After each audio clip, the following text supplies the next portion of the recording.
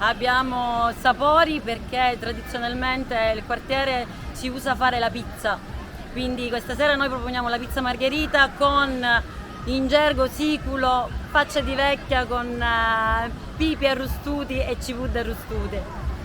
Nel frattempo la serata sarà allietata dalla bella musica della Banda Bertè, ci saranno adesso l'esibizione della palestra di Salvo San Gregorio con la dinamica e abbiamo aperto la serata con le majorette di Floridia. Anche triste ma felici, quanti amici degli amici.